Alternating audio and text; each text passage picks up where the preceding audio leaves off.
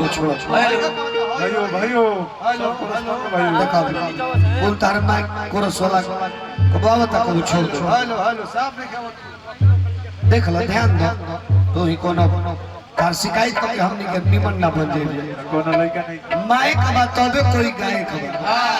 हां जी माइक हम माहौल गौनिहार खातिर ना कोई भी वक्ता होके ओकरा खातिर बहुत जरूरी है अब खूब बढ़िया के भाषण देत होके आरजेडी के नेता होखस आ खूब निमन भाषण देत होखस आ उनका समन्वय 5 को बैठ के लागस आरजेडी के भाषण देत हो त लग रही है आरजेडी के छोड़ के बीजेपी के भाषण उनका बुझाई पहले करी कि हमरा के ऐसे जनला माहौल बहुत जरूरी बा गायक माइक बतौबे केहू गायक माइक नहीं कहता आज के समय से पहले वाला जमाना नहीं के वो माइक टांग दियल कोई मैं लोग वही में चिल्लाता अब उस समय नहीं के भाई अगर के सिस्टम में रोज रहे के बाद हमनी के रोज के काम महीने से पैसा देवे के भाई हो जरूरी बा ज्यादा समय नहीं खेले के देखिए लगातार में बनी जाए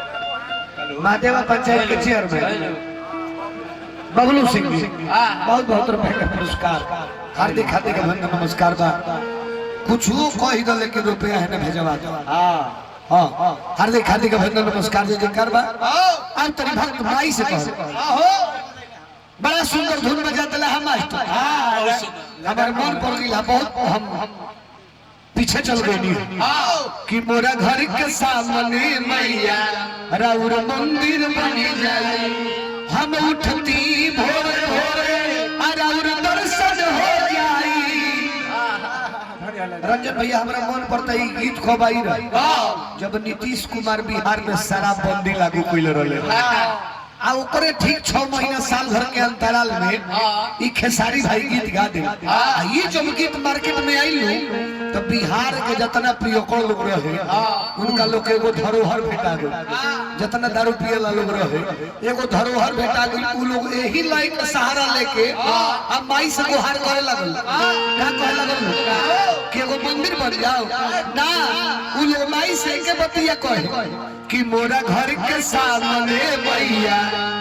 एगो भट्टी खुल जाए पियकर लोग और उनका लोग मंदिर से काम बा उ लोग कहे कि मोरा घर के सामने मैया एगो भट्टी खुल जाई हम उठती भोरे भोरे आ 2-4 पैर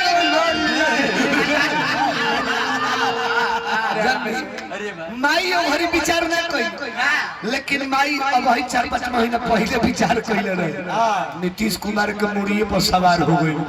जब नीतीश के मुड़िए पर सवार हो गई तो विधानसभा में उनकर एगो वीडियो वायरल भई रहे सब देखल ही हो और मैं बताओ तो हम कि पूजा कैसे कैसे किया जाता है वीडियो बिहार में ना रहो भारत में ना रहो वीडियो जानिए कि विश्व में घूमे लगे विश्व के बड़े बड़े नेता लोग देखल बड़ाई करे लगल कि धन हरे नीतीश कुमार कहाँ तू ज्ञान छुपा के रखले रहा आई तक ले ज्ञान तार बोहरी ना आई रहे जानिए कि खाली हमें वाल्मीकि रामायण के श्लोक कहत रहे हाँ कि जब पूजा कर लिए और जब हवन करने जा रहे हैं तो हवन करने जाइएगा तो तिल चाउर किधर गिराइएगा जल किधर ढरकाइएगा